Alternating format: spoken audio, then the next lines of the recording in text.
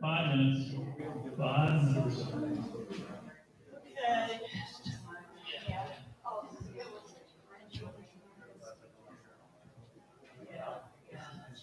And that's why, I think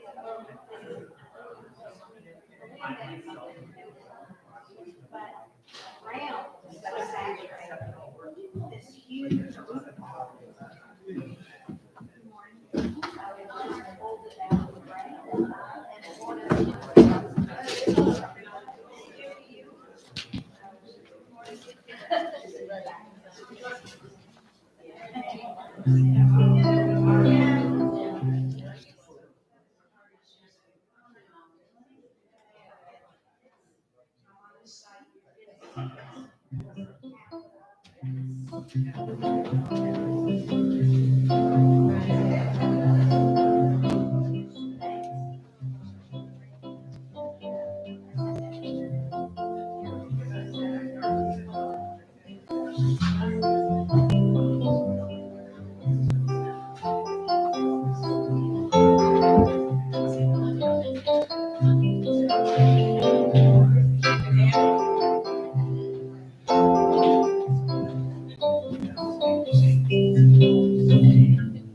Then I don't have to move around.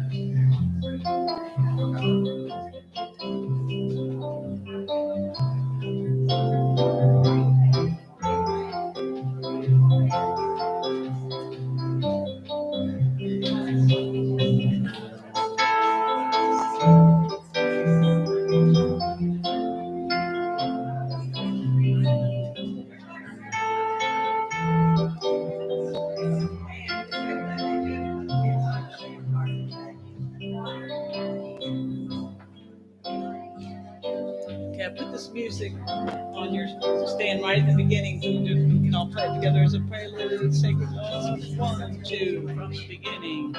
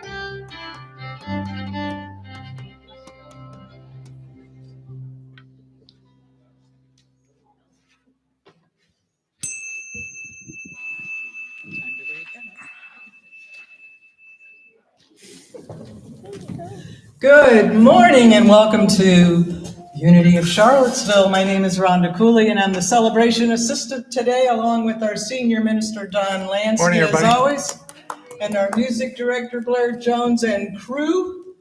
We have a great list of music to do today, and so welcome everyone. Hope you all survived a little bit of Helene. I spent a few hours sloshing water and luckily didn't lose any power, so I hope everybody is okay with that. So as always, we start with music. Let's start with a song, shall we? Yeah, this one's real singable too.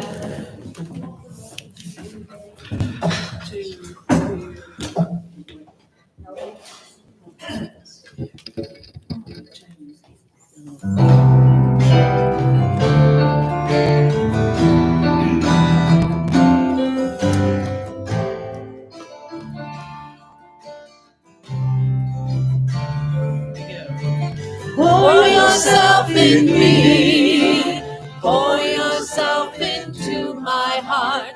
Oh,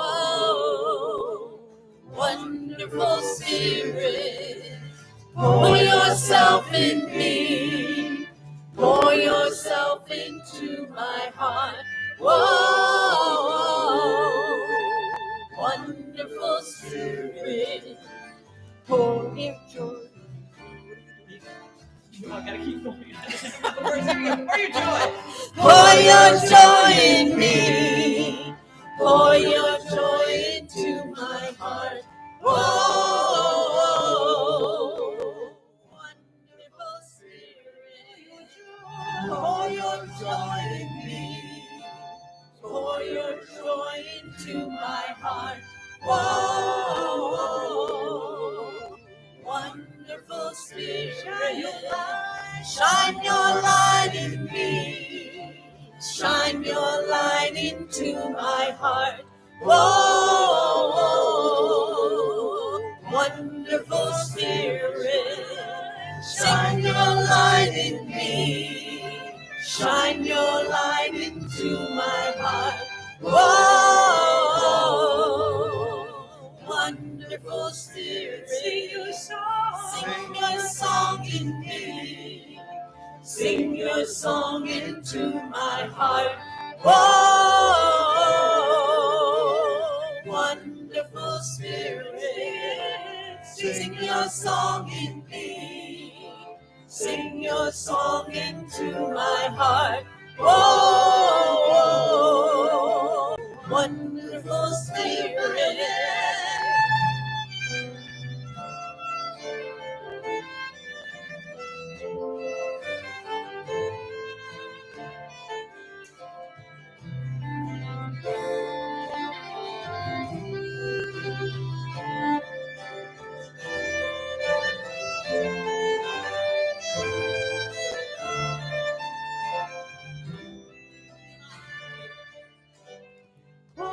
Dance your smile in me, dance your smile into my heart. Whoa, wonderful Spirit, dance your smile in me, dance your smile into my heart. Whoa,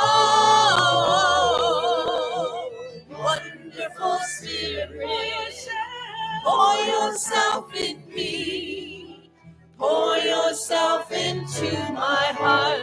Whoa, wonderful Spirit, pour yourself in me, pour yourself into my heart. Whoa, wonderful Spirit. Oh, wonderful Spirit. Whoa, wonderful Spirit.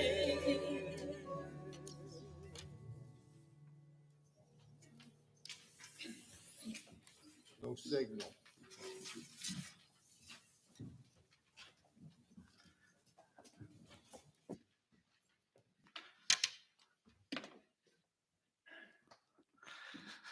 Well, good morning, everybody. Welcome to Unity of Charlottesville. And Unity is a welcoming space that welcomes people of all faiths, all religions, all cultures, all gender identity, all sexual orientation. Everyone's welcome here. And Patricia and I were at the Eastern Region Conference last week. It was the first time in 5 years that these Unity ministers got together at the Eastern Region Conference. It's quite amazing, quite good to see people, and they actually had faces. You could actually see their faces. So it was a very good week, and we learned a lot, and hope to bring some of that back here. And I wanted to ask, how many people really were affected by these storms in the last week? With flooding, trees, well, lots. Does anyone need anything? If you need anything, come and speak to me after, and we'll see what we can do. Lots of tragedy going on around our country this year. So let's bring that into prayer this morning for all of the folks that have been affected by this storm. We just take a moment and take a deep breath. We marvel at the mysterious workings of the universe. And what we can do from our side is just hold in prayer those who have been affected by these storms, by the floods, by the landslides and mudslides and trees falling and all of the things that are going on. We just pray and affirm that people are safe, that they have all of the resources they need within and without to deal with whatever is going on in their lives, whatever challenges are happening. And what we can do from our side is we can send forth love, we can send forth support, we can send forth our treasure and our time to organizations that are helping folks.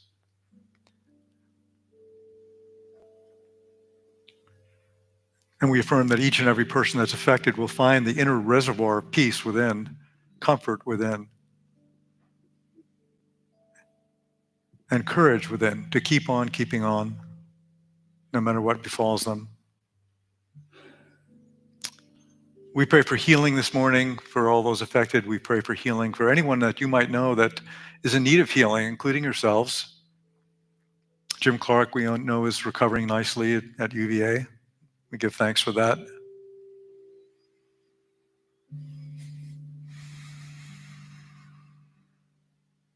And we send forth healing prayers to the Middle East, to Ukraine, wherever there is conflict this morning. We know there's a better way. We know there's a peaceful way. And so we continue just to join millions of goodwill people around the earth who are affirming peace.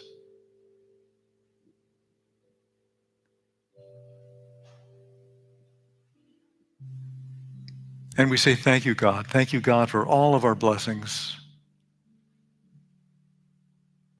Amen. So it is.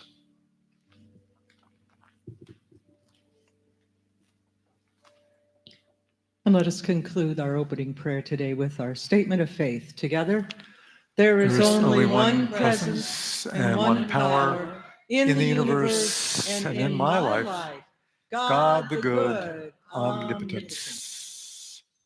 Well, it's our opportunity now to stand and greet those who are here today. Welcome to all those out in YouTube land.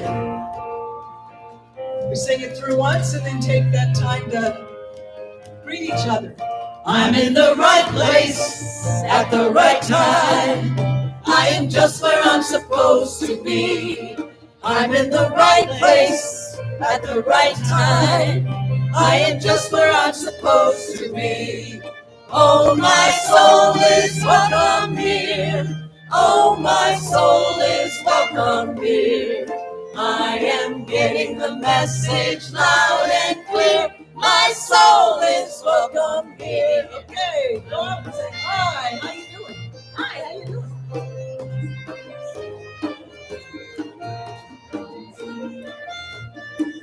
I'm trying to get it back to The way we used to do it, the old way. I'm trying.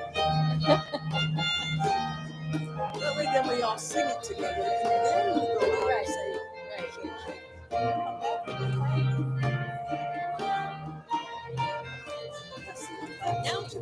I'm in the right place at the right right time. I am just where I'm supposed to be. I'm in the right place at the right time. I am just where I'm supposed to be. Oh, my soul is welcome here. Oh, my soul is welcome here. I am getting the message loud and clear. My soul is welcome here. I am getting the message loud and clear. My soul is welcome here. Good morning. Last week, I announced that we're having our Halloween festival this year. And we got the flyer up there. So we are going to have a really crazy good time. Fortune telling, costume contest, face painting. We're going to have a bouncy house. Food, music, campfire s'mores, pumpkin painting. Wow. So I hope that all of you can make it. Save the date for October 27th. Look at this. Vicky's getting ahead of me here. So a couple of years ago, maybe 8 or 9 years ago, you guys did a fun costume contest, I guess, and we found the photos, so we thought it would be fun to bring those back out. Are there any others? That's the one for today? All right. So I have a volunteer sign-up sheet if you'd like to help before the festival setting up or during the festival. And this is what it looks like. There's a list, there's 2 pages, and we would love your help volunteering. That will be on the Youth and Family Ministry table in the lobby. And I also have some volunteer interest forms if you're interested in volunteering in general for the Youth and Family Ministry. So both of these are on the table in the lobby. Today we are doing elementary Unikids class downstairs with Peggy. She's our youth teacher for today. Thank you, Peggy. And if you're going to join her for that, you can meet in the back right after the children's blessing in a moment. And if you're here for the YOUers class, the Youth of Unity, I will be teaching that in the Fillmore House, and you can meet with me in the back of the room right after the blessing. All right. So we'll do a blessing. This isn't working today, so. Children, Unities, YOUers, teachers, and parents, you are loved, special, and important. Thanks a lot.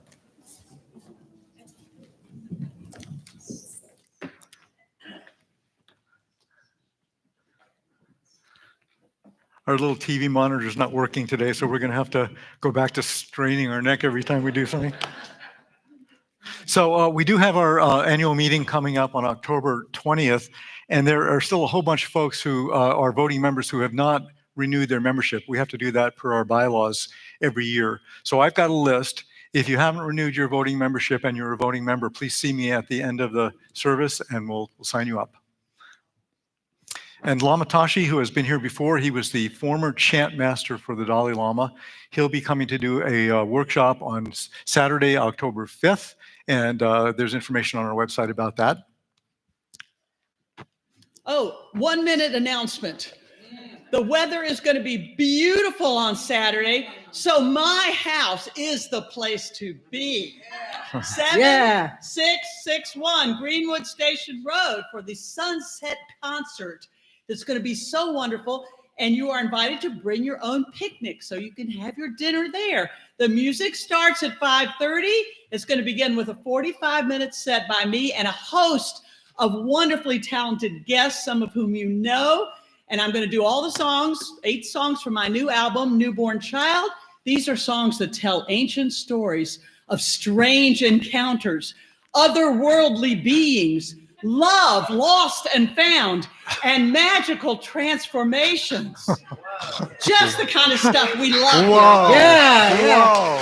And then, as if that weren't enough, and then Jan Garrett and J.D. Martin are well-known and much-loved songwriters and performers who are known all over the world, really, for their wonderful songwriting that they've done for famous people like John Denver and Reba McEntire. They're going to do a set of their wonderfully uplifting, joyous, thoughtful songs that many of which we're familiar with. We all love Jan and JD. And we're going to just have a great time. And then just as the stars begin to twinkle, we're going to bid each other farewell, feeling serene and connected to one another. And the tickets are available in advance on the Unity website or at the door. And if you buy them in advance, the tickets are $20. If you buy them in advance, that helps us a little bit. It makes it in various ways. So please consider doing that. But come on down. And if you can't buy a ticket, come anyway. You are welcome because you're all family. Please come see me there. Great. That was more than a minute, but that's okay. Spiritual Cinemas presents Samadhi Part 2 on October 6th at 12:30 in the large classroom. Patricia?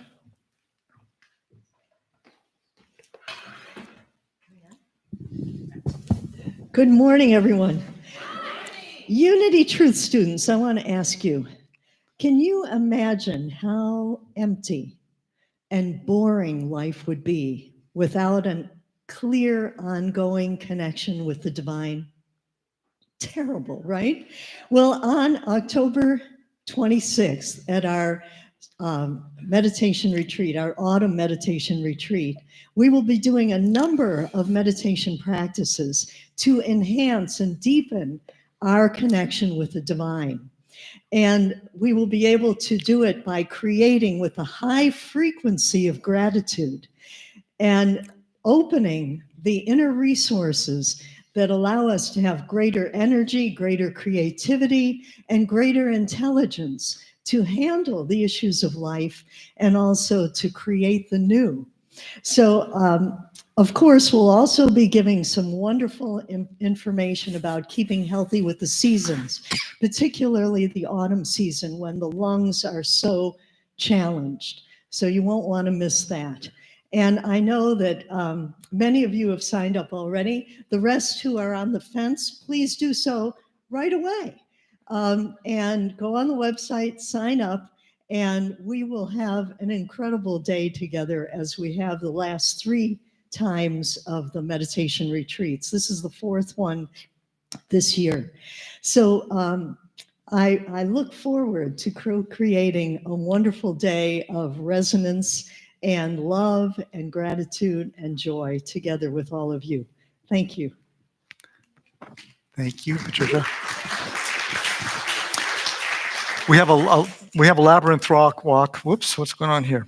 We have a labyrinth walk going on Sunday, November 3rd. That's with Marianne Wamhoff. She's a trained labyrinth facilitator. So if you're interested in walking the labyrinth, you're welcome to do that. And Tamsin, come on up.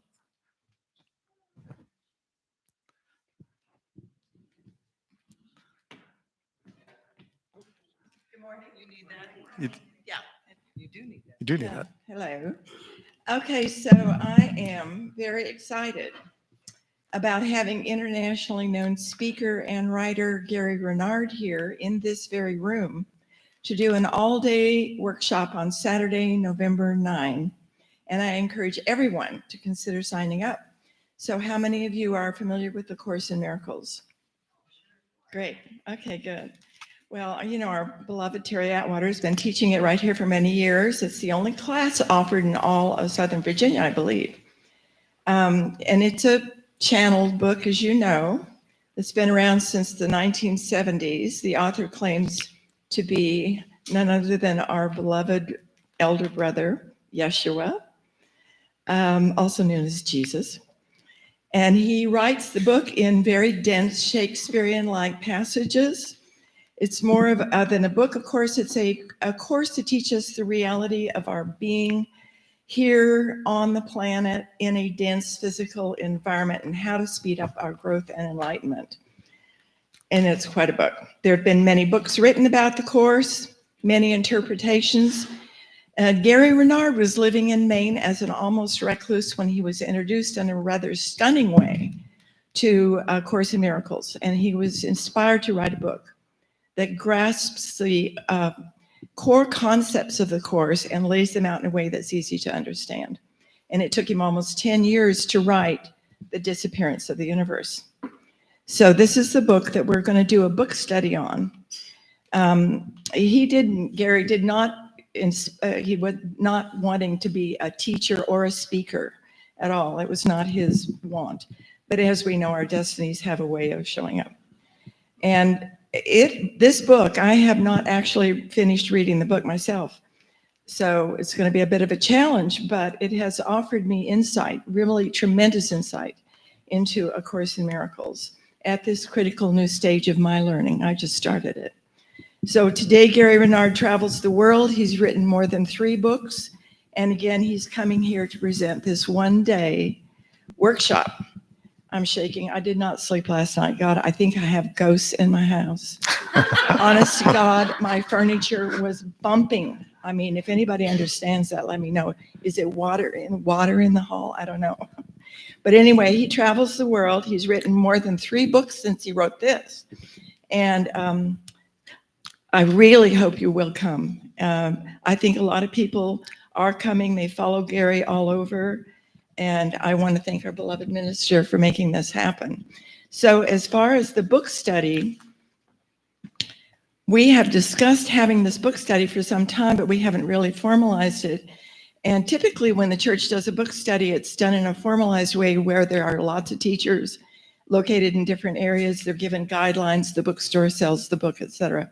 But this is a real off-the-cuff endeavor, and it's just me, unless somebody else has read Disappearance of the Universe and wants to do a book study.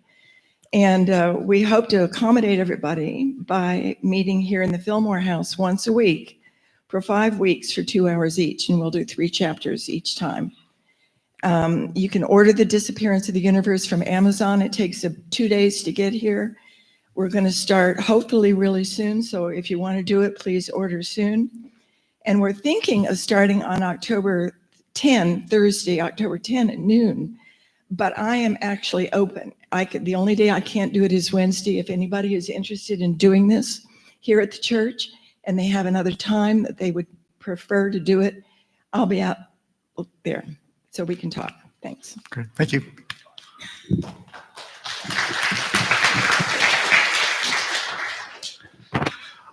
We had a note from Jim Polson, our guitar player, whose stepson lives in Asheville. Asheville got really hard hit by this storm.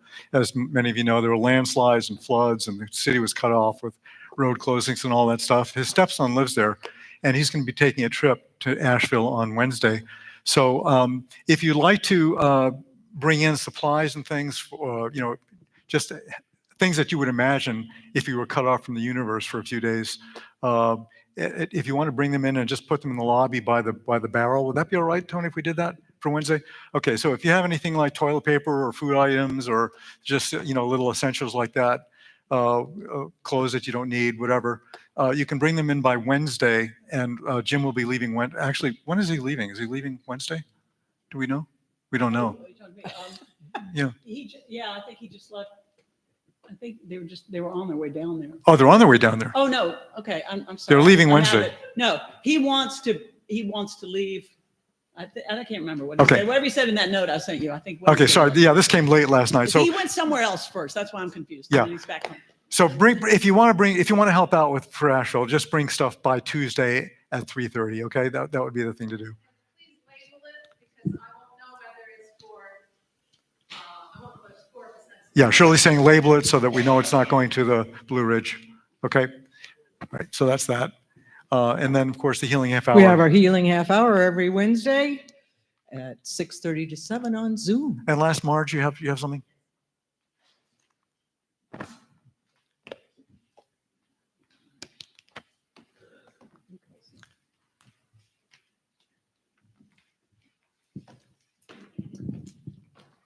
Good morning. We are the heads of the hospitality team. Have to First off, hold- we want hold to it up. thank you. Hold it up to your face. Oh, yeah. There you go. I have to eat it. I forgot. Anyway, we'd like to thank you for all the contributions that you've been bringing, because without it, you wouldn't be eating, because we just oversee the beverages. And today is the 5th Sunday of the month. And because our team is, we don't have enough people on our team, there will be no hospitality on the 5th Sundays of the month. However, I'm also here to ask for more volunteers, so we can have it. every Sunday as we used to. And if you become a volunteer, it's just once every 5 weeks or 6 weeks, depending on how many people we have, that you would have to do it. So we're asking. We're asking nicely. Please fair come to and ask. join us. We're a fun team and we'll show you the ropes, so you don't need to worry about that. What are the duties? The duties are basically set up. As you see when you come downstairs, you see the plates out and everything, the table's set up. And also cleanup and beverages. Just simple things. So you don't miss the service? No. No, you come before the You service. can, yeah, you usually try to get here about 9:30, which is a stretch for me, but yeah. Me too. Stretch for me too. I know. But And anyway, then we clean up. and then the cleanup. And everybody pitches in with the cleanup too. So, and continue to bring your goodies because we do appreciate it. Thank you so much. Thanks, Marge.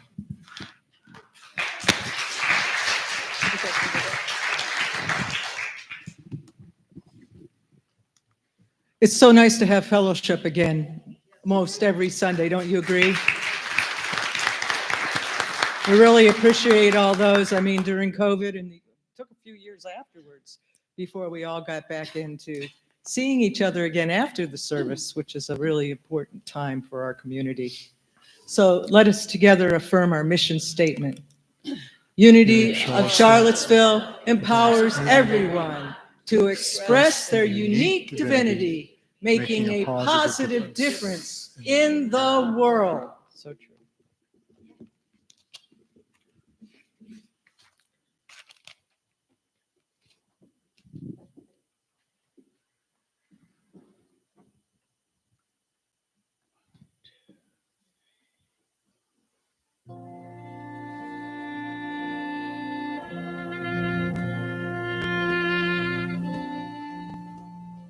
In the silence of your love, I've begun to see the many special treasures you freely give to me. And in that precious, peaceful place where I feel most alive, you shine your light so brightly, no darkness can survive. In the silence, in the silence,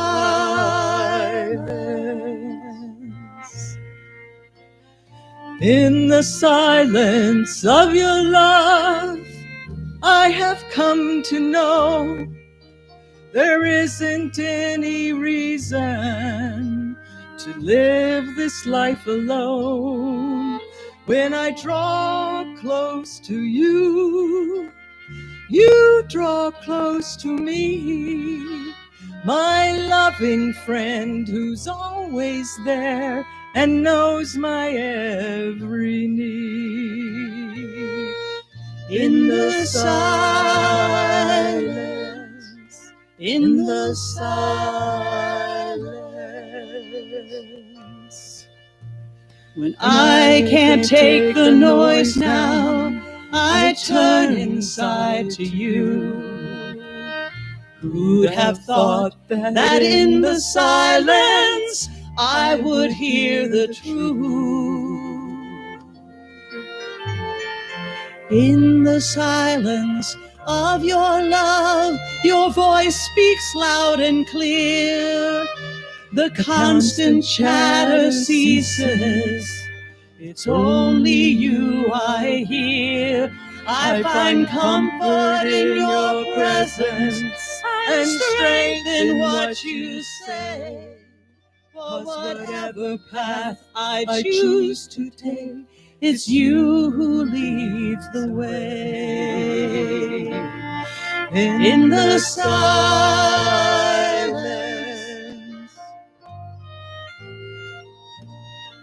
in the silence,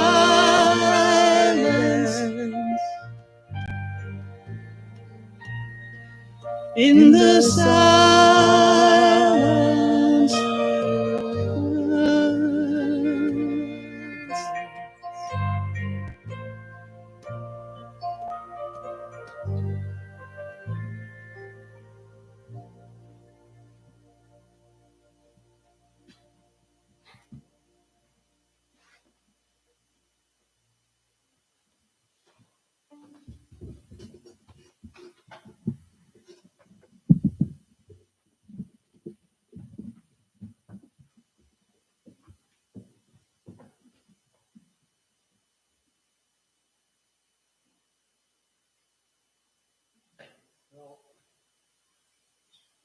Can you hear me in the back? Okay.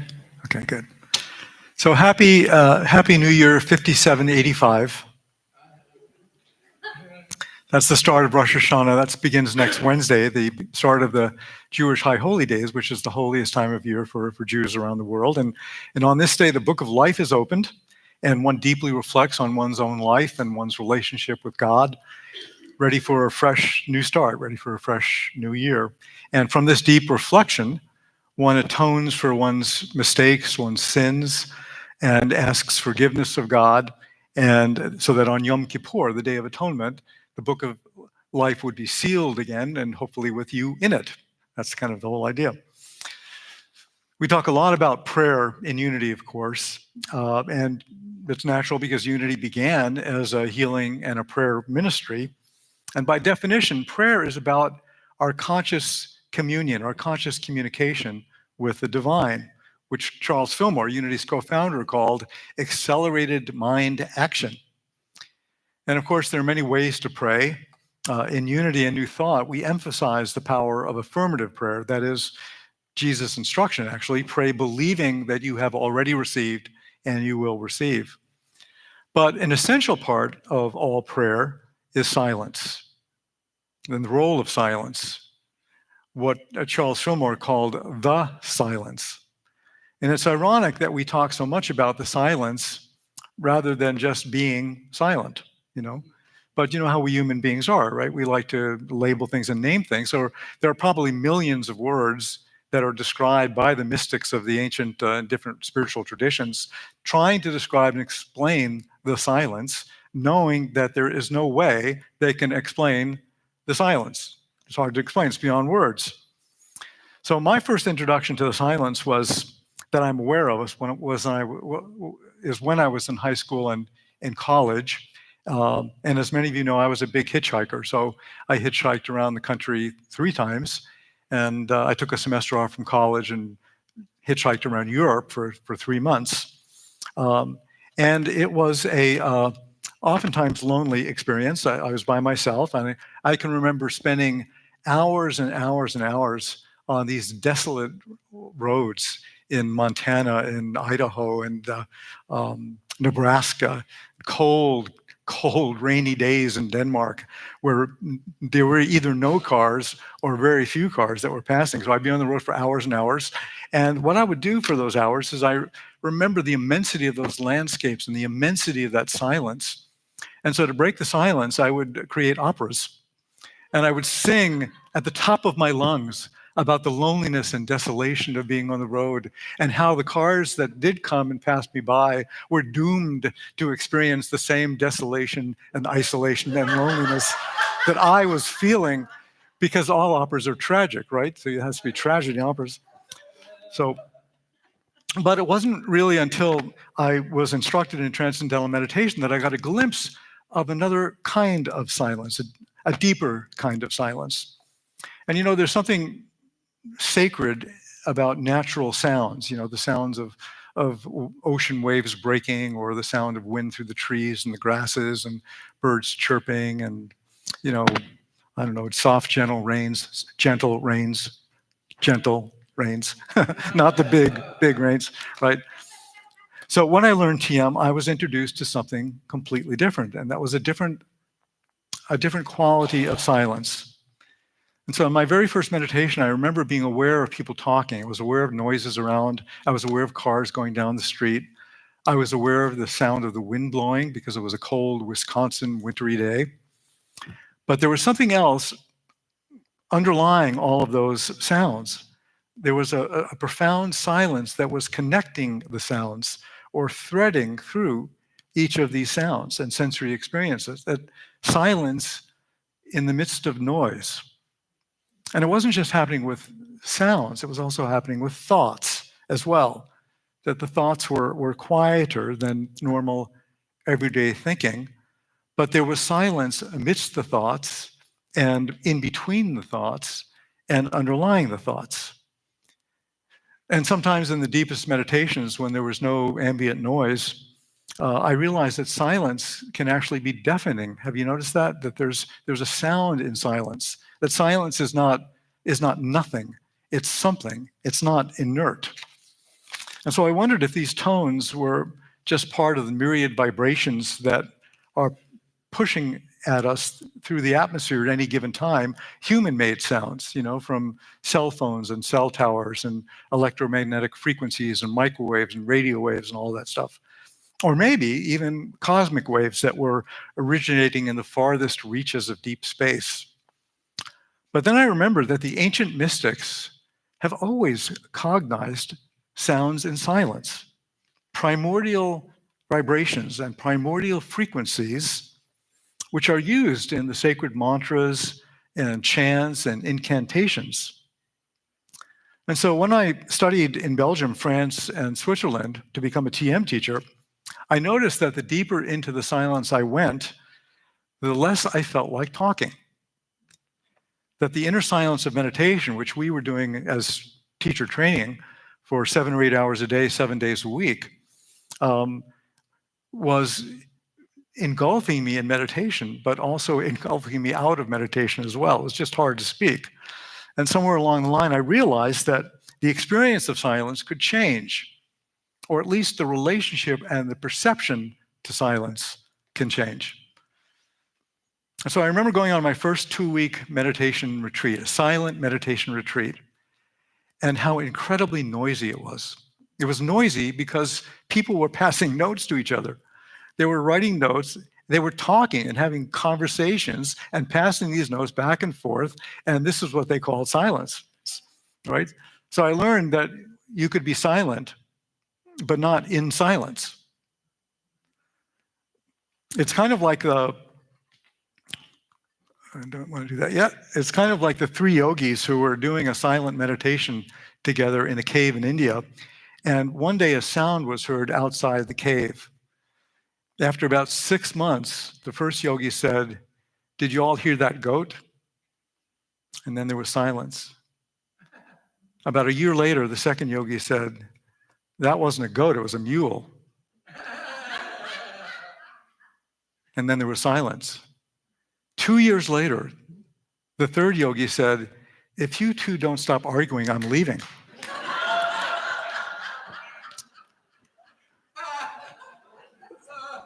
We can be silent, but not in silence, right? So I want to show you a short clip. This is one of my favorite movies called Aloha. And just to set up the clip, Bradley Cooper's character had been in a relationship with Rachel McAdams' character, and he ran out on her. And now she's remarried, and it's years later, and he's visiting her. He's at her home, and she's complaining. She loves her husband, but he's a man of very few words. He's a Navy pilot, and he's a very, very few words. And so she's complaining to Bradley Cooper about how frustrating this is. So I hope the sound will be okay. The quality of this is not very great.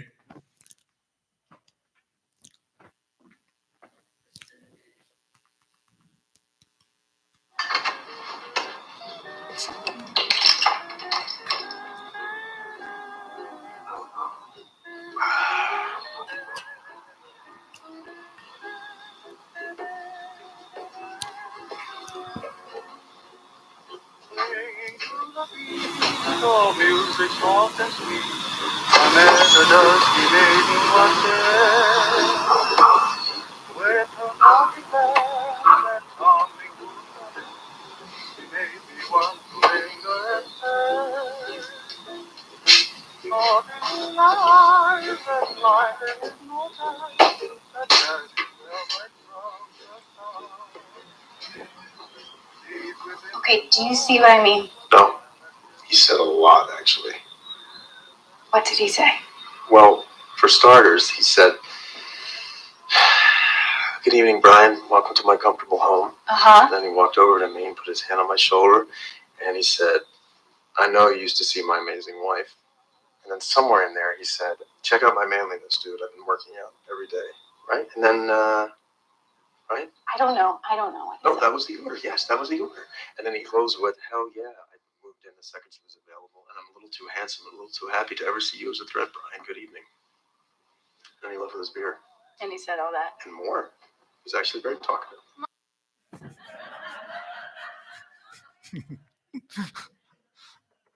I love that clip. So a lot goes on in silence, but silence is not always silent, right? So Charles Fillmore used the words the silence synonymously with meditation and prayer. And as the story goes, Charles was a very pragmatic and practical businessman. He was involved with real estate development. In fact, he developed much of Kansas City, Missouri.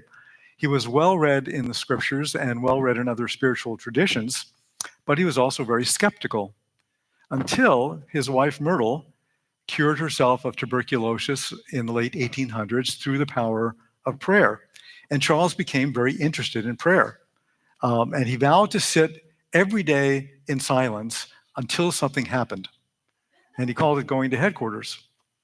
And sometimes it did happen, or something did happen, I should say, profound experiences that gave him insights and directions that deepened his relationship with God, that continued to develop, and through which he was inspired to write and teach and grow the Unity movement.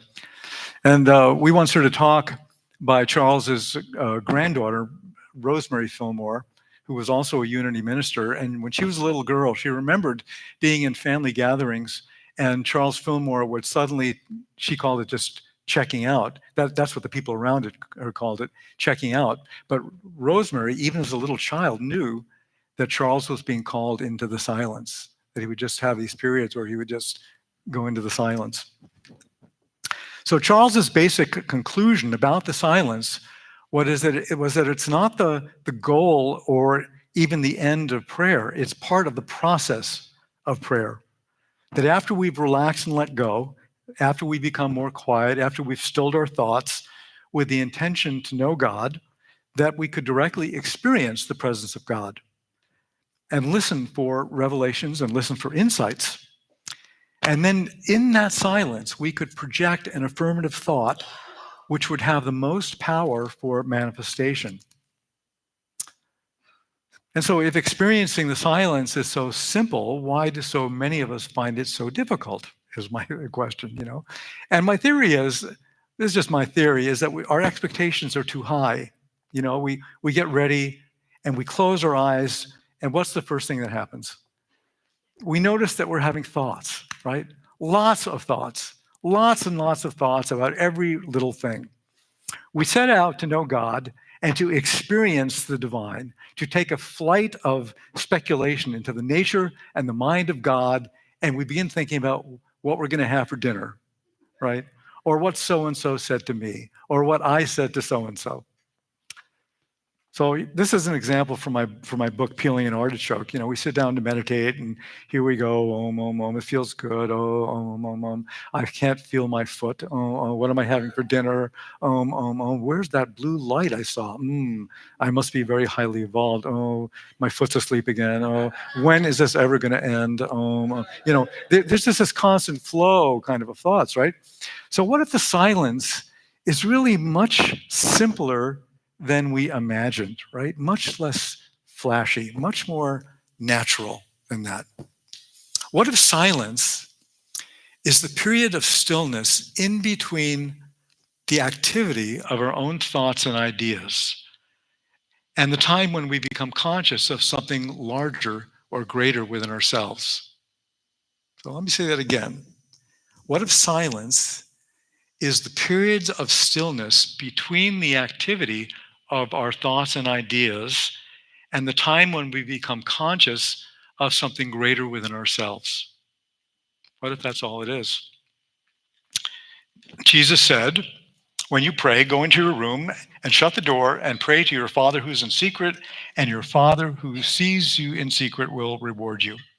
So the reward is answered prayer, the fulfillment for that which is prayed for, even if it's just to experience the presence of the divine in some form.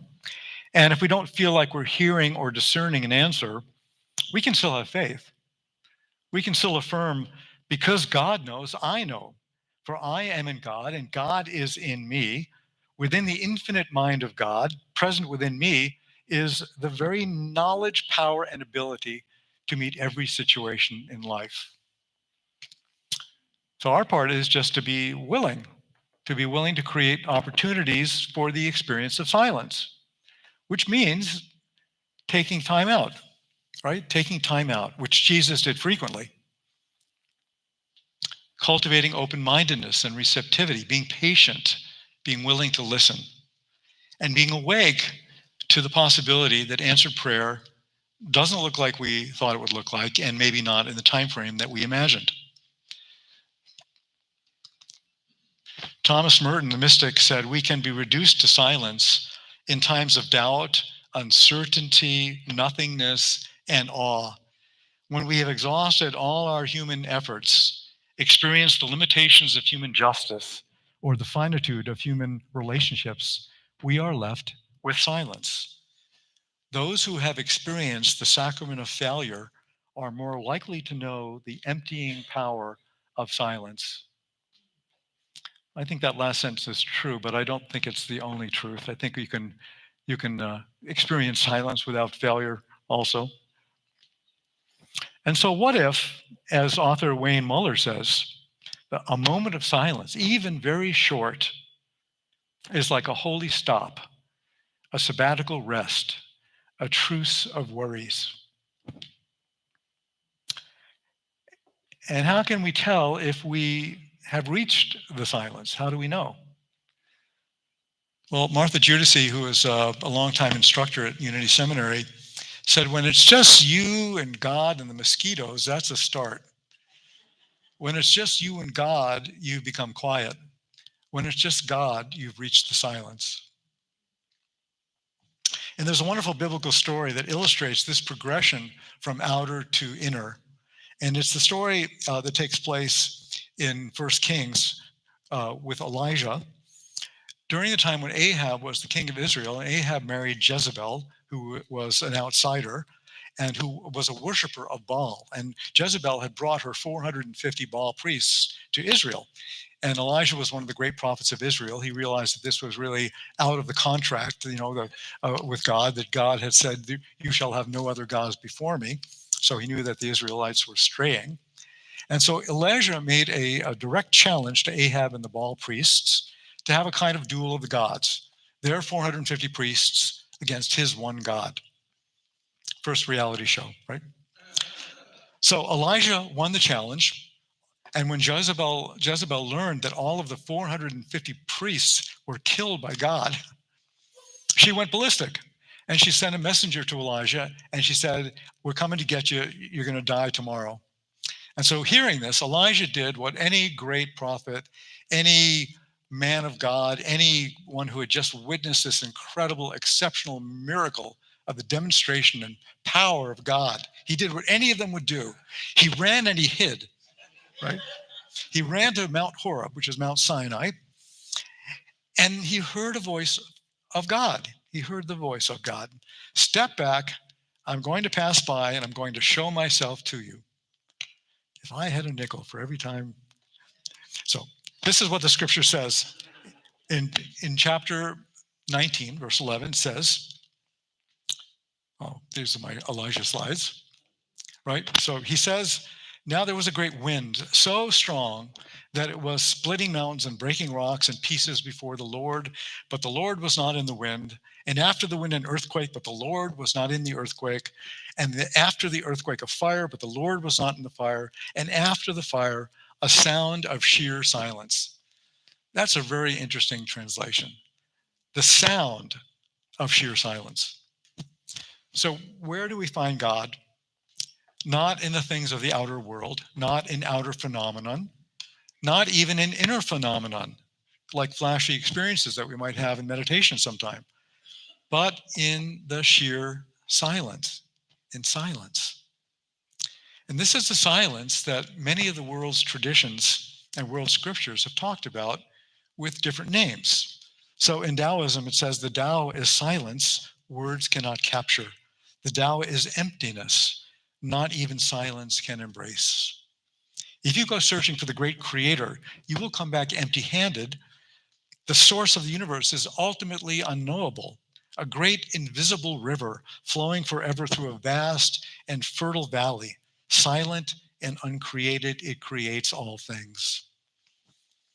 And in the Upanishads, which I spoke about a couple of weeks ago, the Brahman is used to refer to the absolute reality.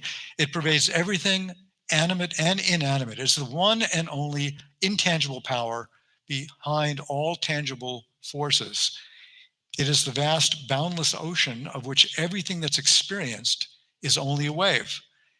And everything that is perceptible to the senses, including the feeling of I-ness, I am, that we have as human beings, is only a fragment of that wave. And so we're implored by the Upanishads in all earnestness to delve beneath the names and forms of the outside world and seek the peaceful infinite within.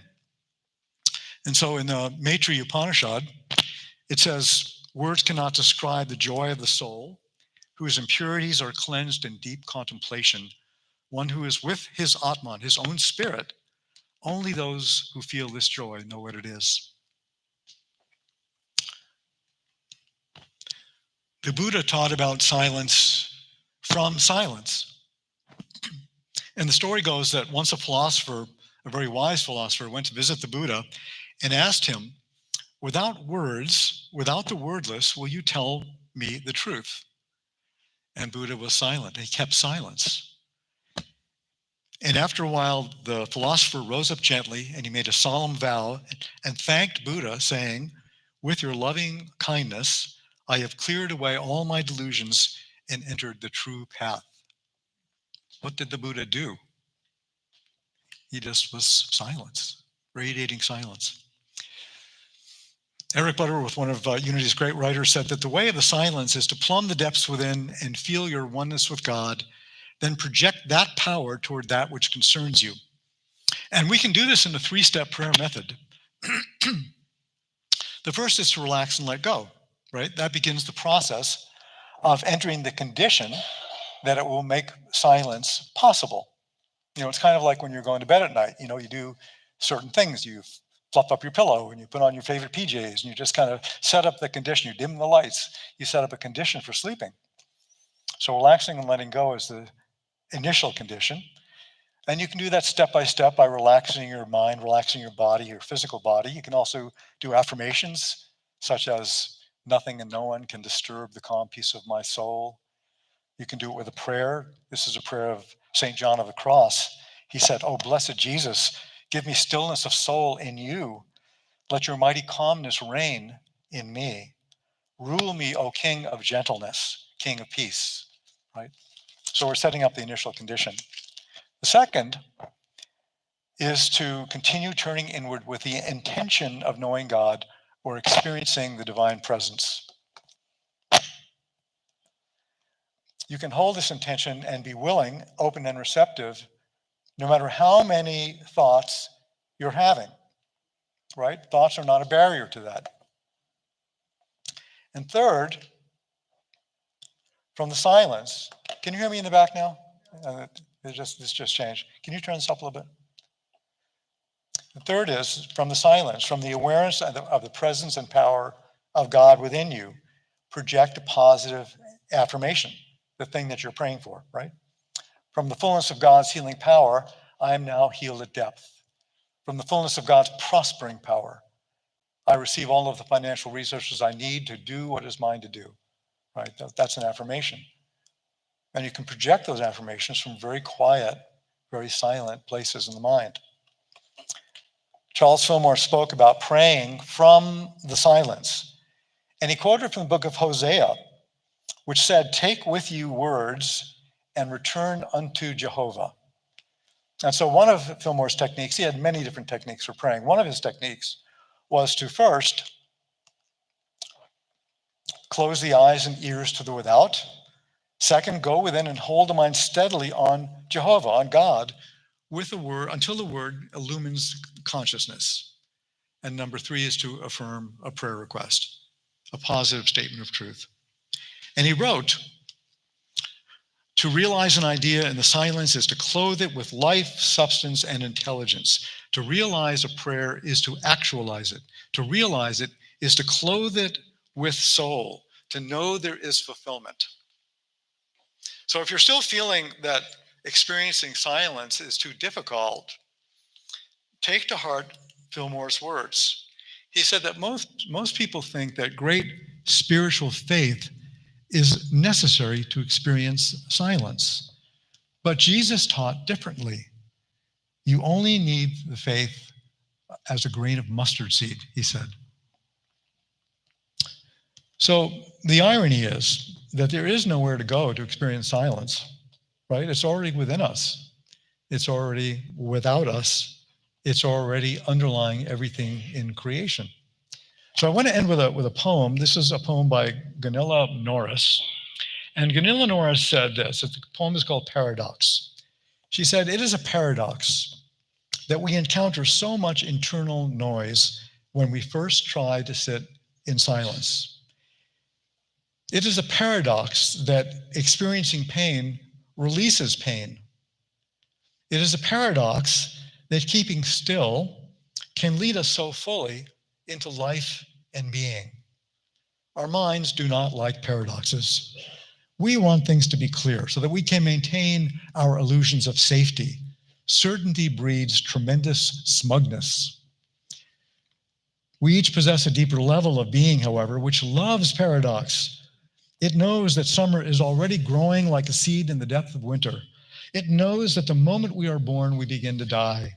It knows that all of life shimmers and shades of becoming, that shadow and light are always together, the visible mingled with the invisible.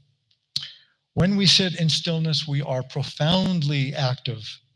Keeping silent, we hear the roar of existence. Through our willingness to be the one we are, we become one with everything." So let's prepare for our meditation.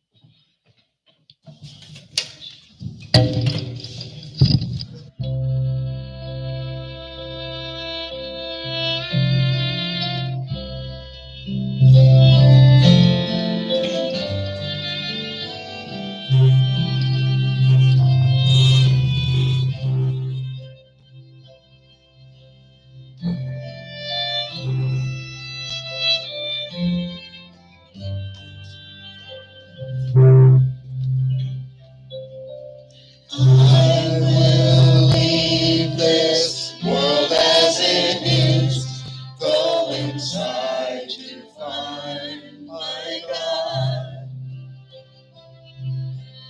I will leave this world as it is, go inside to find my God. I will leave this world as it is, go inside to find my God. I will leave this world as it is, go inside to find my God. Inside there is peace, inside there is joy, inside there is more than enough. Inside there is peace, inside there is joy, inside there is sacred love. I will leave this day as it is, go inside to find my God. I will leave this day as it is, go inside to find my God. Inside there is peace, inside there is joy, Inside there is more than enough. Inside there is peace. Inside there is joy. Inside there is sacred love.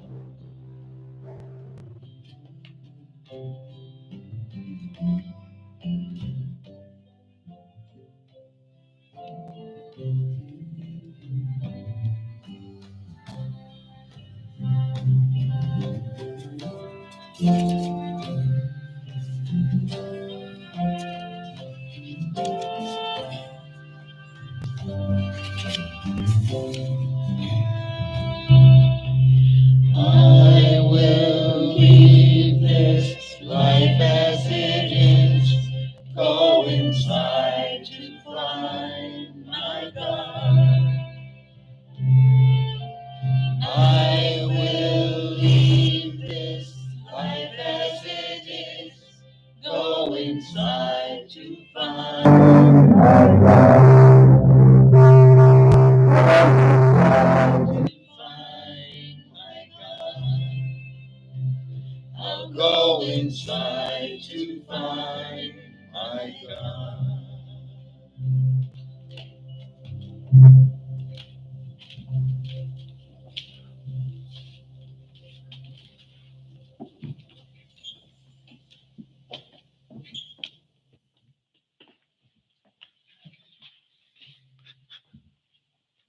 So if your eyes aren't already closed, I invite you to close your eyes. And we'll just take a few moments in the silence, and perhaps with an affirmation. Because God knows, the God of my being, I also know. For I am in God, and God is in me. Within the infinite mind of God, present within me, is the very knowledge, power, and ability to meet every situation in life with ease, grace, clarity, and courage.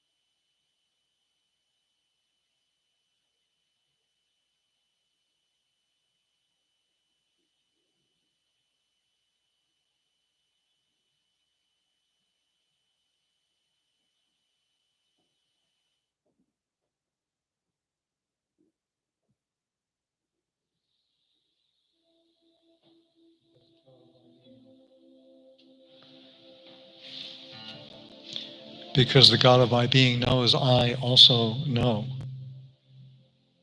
For I am in God, and God is in me. Within the infinite mind of God, present within me, is the very knowledge, power, ability to meet every situation in life with ease, grace, clarity, joy, courage, and peace. Amen. And so let's begin to bring our awareness out.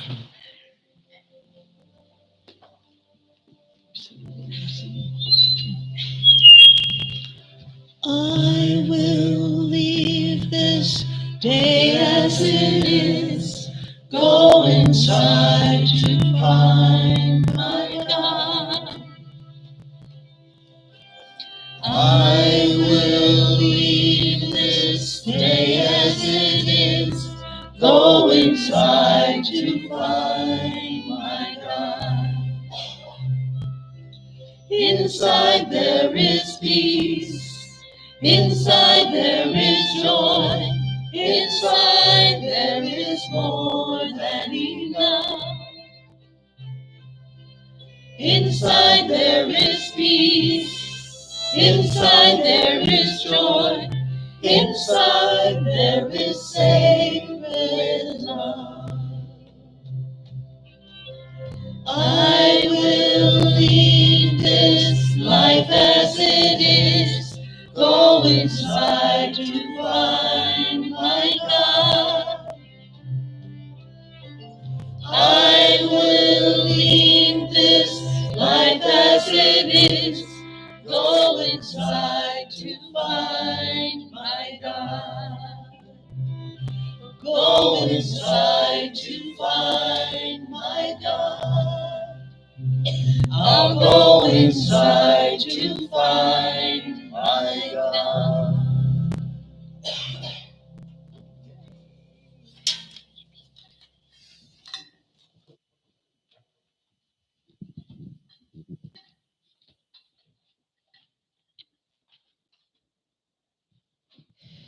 But we have an opportunity now to express the gratitude that we receive, to give back to all the things that we receive each and every day. We make it easy here at Unity. You can text to give, that number there, or through the Tithely app, or off of our website, or you can give right here today into our butterfly net. I'd also like to ask if there's anybody here for the first time, if you're willing to raise your hand so we can just say hi, welcome. Anybody here for the first time? Everybody's been here before, that's great. So let's take those gifts in our hands and our hearts and let's bless them today with our affirmation. Together. Divine love as me blesses and multiplies all that I have, all that I give, and all that I receive.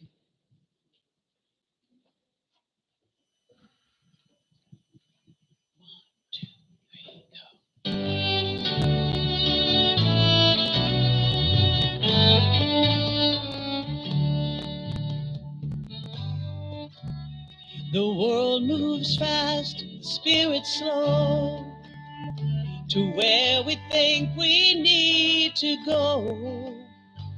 When we move into passing gear, the song of love is hard to hear, till everything's so loud that we're alone with what we're missing. Listen, listen. Somewhere beneath this sea of noise, we hear the angels' whispered voice. The song is there, the words are clear, and all we need is still right here. Listen. The harmony of wings in flight, the rising of the wind at night, the crashing of the ocean waves will calm the heart that's half awake. The sound of every breath we take and breathe prison. Listen, for all we're worth, the door to heaven is here on earth. The shout of joy, the softest prayer, the sound of love is in the air.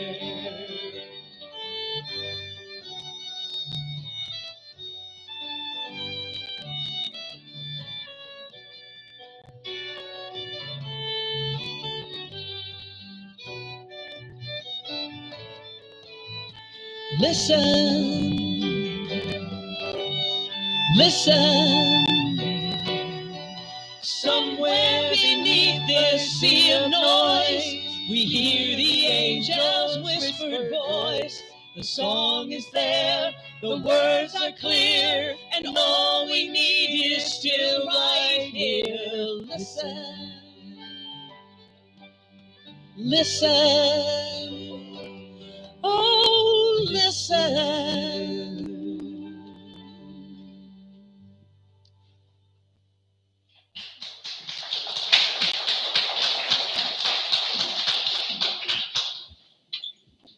So we just want to see these gifts and all the gifts that were given today and see them going out doing great works. And we give thanks for all those blessings.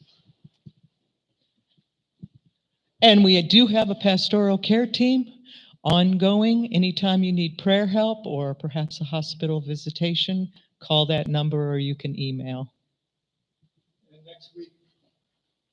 Next week, in addition to the beautiful concert with Jan and JD, they'll also be our guests for Sunday service as well. The Heart of Harmony, stay tuned. So we hope you join us for that. And I want to thank everybody who's helped out this morning. We have Greg and Stephen up in the sound booth, and Amy has been working on our new video system, trying to get that going. We have our blessing team, Kim and Linda, and who else is on the blessing team back there? Cindy, yep, and Greg, who else?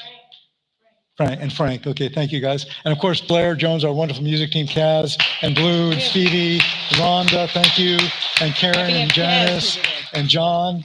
Thank you, everybody. So the Healing Helpers will be back here in the corner. Buddy Leffers is here up front. If you'd like to have an individual prayer session, prayer request with Buddy, please come up front here. And again, there was, for those who came in late, there's no fellowship today, but there is a blessing team meeting downstairs if you're on the blessing team. And also, if you're a voting member and you haven't renewed your voting membership, please see me at the back of the sanctuary. Okay, thanks. Let's stand and do our prayer for protection.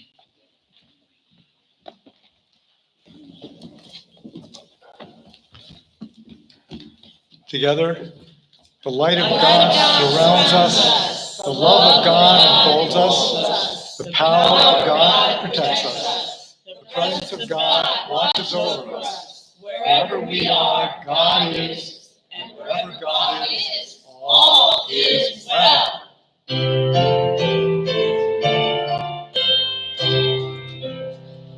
Let there be peace on earth, and let it begin with me. Let there be peace on earth, the peace that was meant to be. With God as Creator, united all are we. Let us walk with each other in perfect harmony. Let peace begin with me. Let this be the moment now. With every step I take, let this be my joyous heart. To take each moment and live each moment in peace eternally. Let there be peace on earth, and let it begin with.